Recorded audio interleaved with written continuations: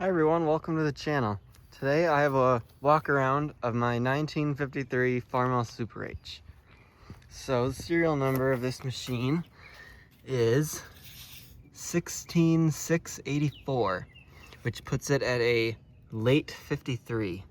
Now, a lot of the casting codes on this, the engine and the front bolster were cast in May, and then you get to the back here and they were cast in August 28th, 1953. So I believe this tractor was sold as the very end of 1953.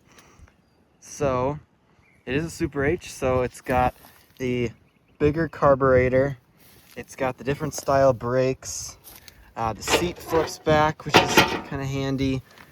Inside the engine, it's got different camshaft, it's got different exhaust valves with rotators, so you're starting to get into the more modern era.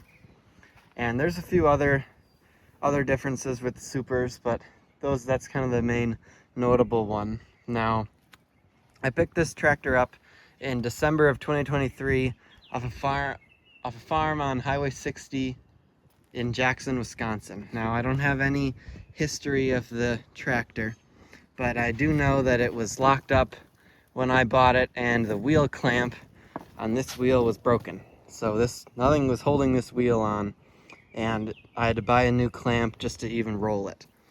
Now, the other downside is someone had left the exhaust open and water had gotten down in here and into the cylinder and cracked everything out. So this is a different engine, and interestingly enough, this engine was cast 2 weeks after the engine that was originally in this. So all the casting numbers line up, everything's solid. Now, an interesting thing about this tractor is it's got the block style grill. Now, the H's and even the early Super H's had slats like this going all the way through, all the way down to the bottom. This one has got this block off. Now, when you get into the 1954 Supers, they had a hole there, and they had an attachment for a cultivator there.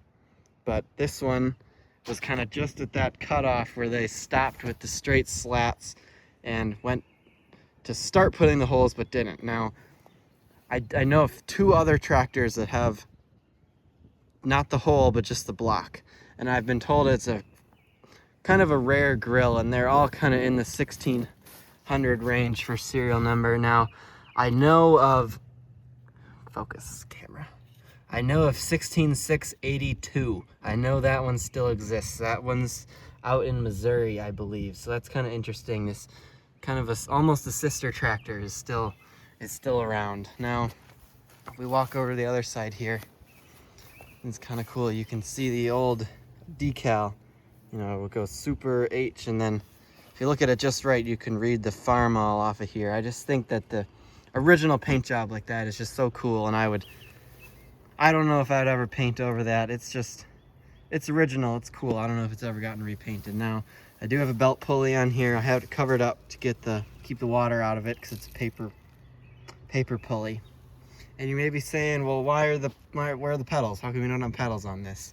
Now, this being a Super Series, they changed the metallurgy in the pedals, so they would always run loose. So in the next video, you'll see me repairing the clutch pedal to make it tight on the shaft again, and then you'll also get a start and drive. This machine does run and drive. I've been through the entire engine. It's got a new radiator. I went through the steering just a little bit, and I did see some hornets crawling up in there. So this machine hasn't ran since the end of August, and it's the middle of May now, so it'll be a nice first start. I do have a set of wheel weights for it. I don't have them on there, and a set of fenders. They're right there, and the wheel weights are underneath there. But yeah, I'm gonna make lots of videos about this tractor. I'm gonna put the pedals back on, and you'll see that. And being a Super, well, it leaks out of here. I think all the letter series kind of had that problem. There's 2 shafts that go through here, and the seals are out of them, and mine and many others. So we're gonna get this thing kind of leak proof. We're gonna get into the transmission, see if there's any bearings or other seals that I need to get after. I know that the ones in the brakes are okay, the ones for the cross shaft are okay, the axles don't really leak that bad. I'm not expecting a ton of bad things in there. The transmission was pretty quiet, didn't really make a lot of noise, so I'm hoping that it'll be a pretty light job. So thanks for watching. If you have any interest in seeing the work I do to this, make sure to come back. And like I said, the first video will be me fixing that old worn out clutch pedal, and then we'll get into the transmission. Thanks for joining me. I'll see you next time.